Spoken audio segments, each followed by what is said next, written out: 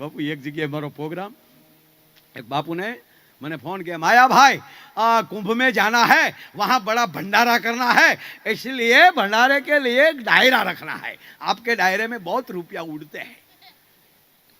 तो अमी गया प्रोग्राम चालू કર્યો વાત વાતમાં આવે 500 રૂપિયા ફલાણા ભાઈના 700 રૂપિયા સેવક હોય એવું બળ થાય ને એમાં એક વ્યક્તિ ઓડિયન્સમાં બેઠી ઊભો થયો મને કે મેં ભાઈ આ પ્રોગ્રામની લાઈટ તૂટે છે વૈશ્વમાં શું મને કે 500 700 मैं कहा बापू को कुंभ में जाना है, वहां भंडारा करना है।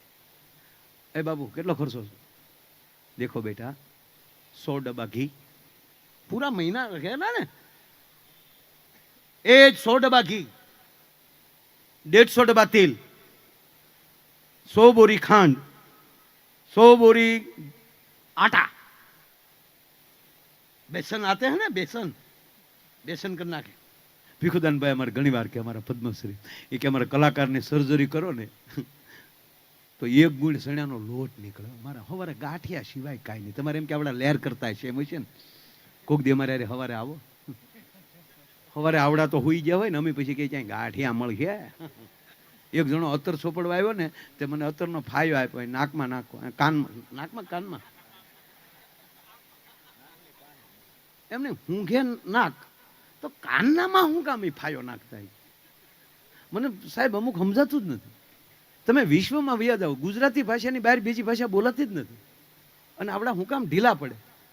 ભલે આ ડોક્ટરો બધા અંગ્રેજી ભણ્યા હોય પણ બાપુ બોલે છે તો ગુજરાતી જ છે, લેંગ્વેજ તો ગુજરાતી જ છે। દાખલા તરીકે અંગ્રેજીમાં કયો કમ હિયર, તો ક તો કલમનો જ ને, એબીસીડી જાય ક આવતો કયો એમાં તો કે આવે, ઈવડા ઈ કે આને ક કહેવાનો, મ ક મ તો માયાભાઈ નો ને, મરચાનો જ મન, એમાં તો એમ છે બોલવું ગુજરાતી જ પડે, એટલે હું સમજીને અંગ્રેજી ન પડ્યો, આમ મન રાજી રાખી લઉં, પછી ભણજો બધા। હિયર હ તો હળનો જ ને, એમાં તો યાદ છે, 1-2 લીટર વચમાં આડો, ઈવડા એમ કહે છે કે આને હ કહેવાનું, ફોન PHO, પણ ફતો ફાનસ નો જ ને, અને મને હજી નથી સમજાતું આ લોકો એફ કાઢ્યો શું કામ? એટલે ગુજરાતી ભાષાની બહાર કઈ વસ્તુ છે જ નહીં। મૂળ વાત કહું સાહેબ, હકારાત્મકતા આવી જાય। કેવા કેવામાં આ રામદેવ બાબા લઈ આવ્યા તમને કોઈ યોગા, હે આખી દુનિયા હવાના ભરમાં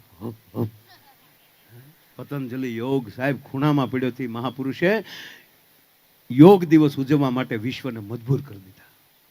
હે કેવા કેવા મહાપુરુષો આવતા જાય છે, કોઈનો કાર્યક્રમ મોડો નથી થતો બાપુ, જ્યાં જાય ત્યાં નગર મરી જાય, અમે ટ્રેક્ટરની લારીઓમાં ડાયરા કરીને મારે એ ઢોળલે બેઠા રે મોર, પછી એક જ ગાય ઉતારા ઓરડા મેડીના મોર, હું કામ કારણ કે ભાડ્યા જ નહોતા। તમારે એક જગ્યાએ બનેલું બાપુ, ટ્રેક્ટરની લારીમાં તેજ અમારું, અને એ લારી વાળો હતો ને આગળ બેઠો ને ઓલા આયોજક એક ભાઈ હતા ને ખબર નહીં આ કોની લારી છે, ને ઓલો આગળ બેઠો હતો ને ઊભો કર્યો, હાલે પાછળ ગયા એમ બેહવા જો હાસુ કા પ્રોગ્રામ બગાડી છે, બોલો કે થાય એ કરી લે ને, બોલો ટ્રેક્ટર લઈ આવ્યો ને સીધો હુક જ માર્યો, અમને ખબર ન પડી કે અમે કપા ભરવા આવ્યા પ્રોગ્રામ કરવા આવ્યા। અરે બાપુ એકવાર અમે એક ભાઈના ખરેખરે ગયા ને, ખરેખર જાય એટલે આપણે પૂછવાનું ને, અને ઓલા 1 મહિનો આપણે 15 દી જેટલા દી ખરેખર હાલે ત્યાં સુધી એની જ વાત કરવાની, અને આપણે પૂછવું જ પડે કે દાદાને શું તકલીફ, એટલે એ બેળે આમ આમ લડીને વાત કરે, આમ દાદાને કાંઈ નહીં, મમ્મીએ એમ તો જગાડ્યા ખીચડી ખવડાવી, વેણ મેં ભાંગવા, એટલે દાદાને કઈ તકલીફ છે, આમ બોલવામાં કોઈ ફેર પડતો નથી, લાવ્યા ડોક્ટર પાસે, બસ હવા જાગ્યા હતા દાદા। પણ આને અમે પૂછ્યું ને, અમે ખરેખર ગયા અહીંયા જુદું તો અમે પૂછ્યું, હું કહું દાદા કેમ કરતા ગુજરી ગયા? મને કે માયા ભાઈ યોગા કરતા કરતા। અરે મેં કીધું યોગથી રોગ વયો જાય? મને કે આમાં દાદા વયા ગયા। અરે મેં કીધું હોય? મને કે હોય નહીં, બાળી આવ્યા 3 દી પહેલા, શું હોય? અરે મેં કીધું યોગ કરતા? મને કે રોજ યોગે સીડ્યા હતા। આ ઉંમર મેં અમે ઘણીવાર કીધું કે બાપા હવે રહેવા જો, ઉંમર થઈ ગઈ છે, ખાઈ પીને જલસા કરો. પણ રામદેવ બાબાને બસ સવારમાં 5:30 ટીવીની સામે બેસી જાય અને જેમ રામદેવ બાબા વળ ખાય એમ બાપા ખાય. રામદેવ બાબા કરે બાપા એક કફ નીકળ્યો, બાયું ખીજાણ્યું, કેટલાક પોતા મારવા, આમ આખા થૂકો ને થૂકતો નથી, કપાલ ભાતી છે. કે પણ કપાલ ભાતી છે, પણ અમારી પીતું બગડે એટલું. એટલે કે બાપા હમણાં અગાશી માંથી બેઠા એ પકડીને દાંત કાઢજો. બે ઘર બાલ્કનીઓ ભરી છે. ઓલા તો વૈયા ગયા, બારીયું બંધ કરીને હોઈ જાય કે આને રોજ ન ચાલે. મારા બાપ તમને અભિનંદન વાલા, તમે અમારા શું કહેવાય વીઆઈપી ગેસ્ટ છો, એટલા બાલ્કનીમાં કોઈ નથી. Thank you. ક્યારેક આ બાજુ આવો ત્યારે બાપા સા પાણી મને પાજો લઈ જાયજો. ના ના બાપા, ખાલી કહું તમને ધન્યવાદ. નાના નાના બાળકો પણ બેઠા.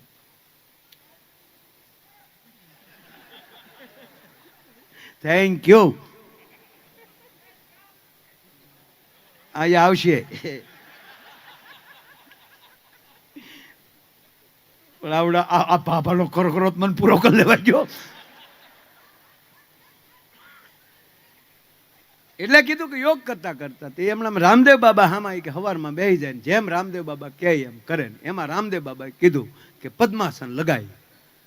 મને કે મારા ભાઈ દાદાના ટાટિયા સેન્ટિંગના હરિયા જેવા વેળા વળે નહીં, પણ કડાકો કરીને પદ્માસન મારી દીધું. આજે લે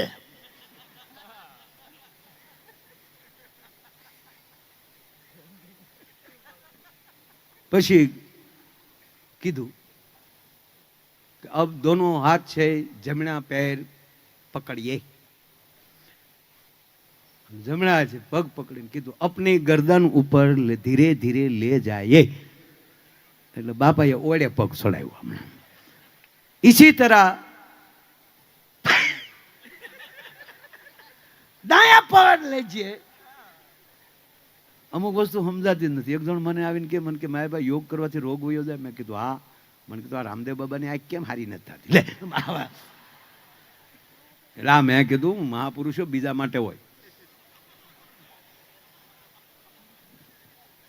ખરેખર અમુક સાહેબ જોવા જેવા. અહીંયા બધા ડાયમંડ એસોસિએશન બેઠું છે, હીરાના કારખાના વાળા બેઠા છે, મેં હીરા ઘસ્યા છે. એ તો હવે આ બધી ઓટોમેટિક ઘંટીઓ કટોરાને આવ્યા, મરી ગયા કાનસું મારી મારીને. અમે હીરો ઉડે એટલે બ્રાસ મારવાનો. લીમડી વાળા પ્લોટમાં આપણું 88 થી 92 સુધી કારખાનું હાલ્યું. પછી આપણે ન ફાવ્યું, ઘરે વહી ગયા. કેવી ઘંટીઓ ત્યારે ફેવિકોલ થી બધું સોટાડવાનું બેઠક. તો મને તેદી વિચાર આવ્યો હતો કે મારું કેવું આ ફેવિકોલ કંપની અમારા મવાવાળાની મધુકાંતભાઈ પારેખ, એની ફેક્ટરી આ ફેવિકોલ. બાપુ એનાથી આખી દુનિયા સોટે, એનું ઢાંકણું ન સોટે. કેવું છે પણ સમજાતું નથી કઈ.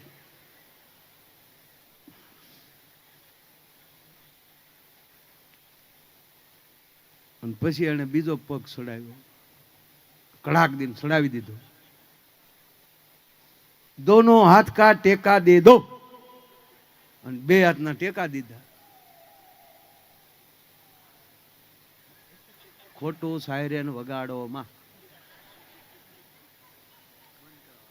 ના કાંઈ ન.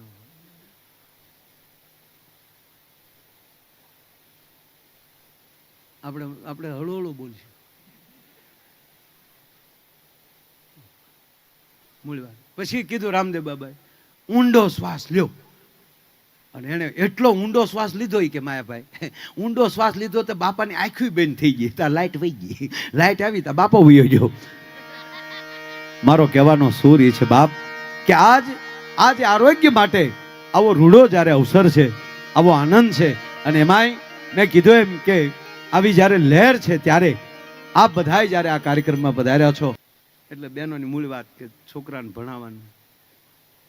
હમણાં નિશાળમાં એક વાલી આવ્યા, અમારા આચાર્યને કીધું 1 વર્ષ આ મારા છોકરાને તમારી સ્કૂલમાં મૂક્યો છે, કાંઈ ફેર નથી પડ્યો. આચાર્ય કે ફેર ન પડે તો માયા એની નિહાળ ન કરે. હું વાત કરો વડીલ, કયા ક્લાસમાં છોકરો છે? લઈ આવ્યા ઓલા પટાવાળાને લઈ આવ્યા, લઈ આવ્યા. આ છોકરો તમારે હા પૂછો, ફેર પડે જ. તો ઓલા વાલીએ કીધું તમે જ પૂછો ને સાહેબ. એટલે અમારા આચાર્યએ પૂછ્યું, બોલ બેટા 40 માં 40 નાખી તો કેટલા થાય? કે 40 માં 40 નાખીએ તો હેરી થાય.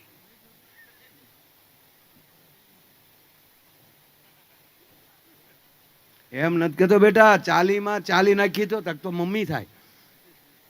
એટલે તારા બાપની હાળીની વાત નથી કરતો. ત્યાં એનો બાપ બોલ્યો જોયું પડ્યો ફેર કોઈ? એટલે ભાઈ 40 અને 40 30 પછી જે 40 આવે એ 40 માં 40 નાખી કેટલા થાય? તો છોકરો કે 150.